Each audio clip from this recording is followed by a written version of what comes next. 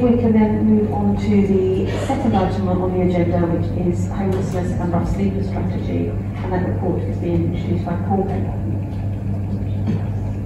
Thank you, Chair. Good evening, everybody. There isn't a presentation, but I did think most probably might have some of you had enough presentations from me about homelessness over the last couple of years. This is a strategy, it's a legal requirement for all local housing authorities to produce a homelessness strategy, no less than once every 5 years. Setting out, it demonstrates really that, first of all, we understand what all of our legal duties are under the homeless legislation, but also we know what the needs are as well. So it's bringing together not only what our duties are, but also what our priorities amongst those duties have to be. Over the last 5 years, it's been an interesting 5 years, I think is a good euphemism to say.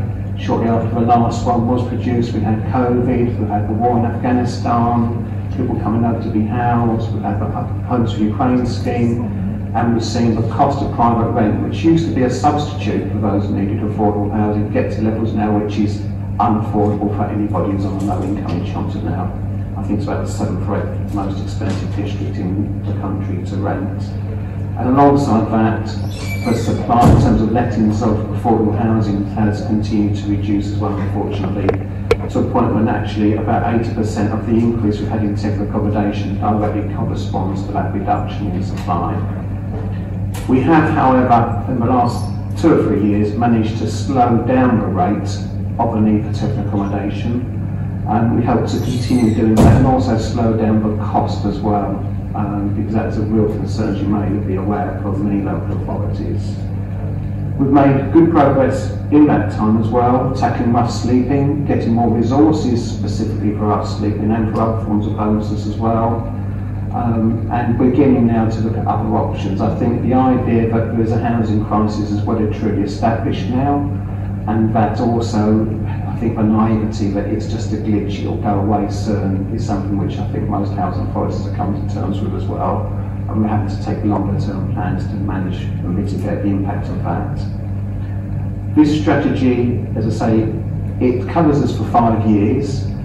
It won't be fit for purpose, if I'm honest, throughout the whole of that period, because as we've seen in the previous 5 years, things change quite quickly, so we need to be flexible. Consequently, the action plan itself, most of those actions are what you'd say, I suppose, for a strategy short to medium term, 12 months, 18 months to 3 years at the optimum, really. Partly because also we've made good progress in the previous strategy. I think we completed all the actions in the first version of that within about 2 years, despite those challenges. And what we do as a housing service, some of you may be aware, we don't monitor just every year, we monitor every month what the changes are in terms of housing need, causes of homelessness and such like. And what we want to do is actually make sure that it's a constantly iterative process. So we will constantly review it and actually once we've completed some actions, not just say, there you go, put our feet up, but there'll always be a need to do more. So we want to keep it very much a living document.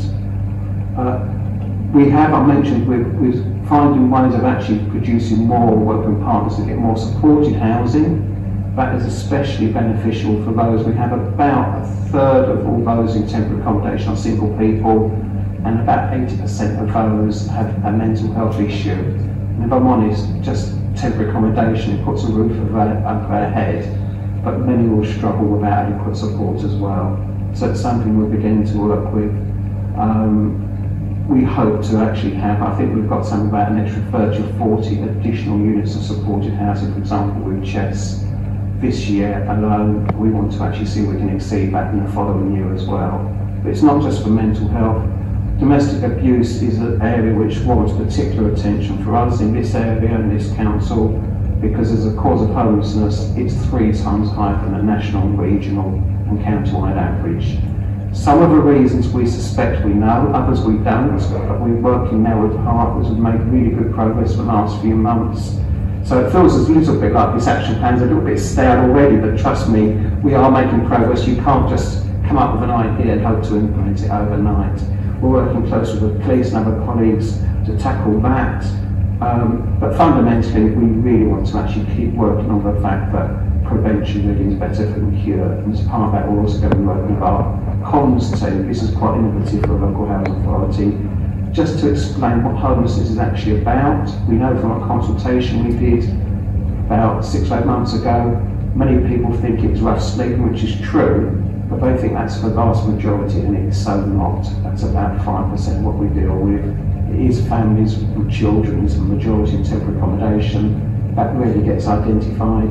And for people who find themselves homeless, they do think what's gone wrong. Unfortunately, it's not that uncommon nowadays. What we can't do though is guarantee that we can resolve it immediately or very quickly by finding suitable housing permanently. It does mean we've got to work with an temporary accommodation. We're struggling to get enough suitable temporary accommodation in Chelmsford itself, which is distressing, and it's just really frustrating that if people know in advance the consequences of becoming homeless, you can't always stop the inevitable happening, but at least it means that actually some of the agencies who support them understand the consequences and will work with us to let us know sooner rather than later. So it's an interesting 5 years ahead. By the time this strategy needs to be renewed again, I don't know where I'll be or what this authority will be either. So, but hopefully some of that will bring opportunities as well. The idea that we could be working more closely with social care and other organisations, I can see some positives there as well. So if there's any questions, I'm happy to take them. Thank you, Chair.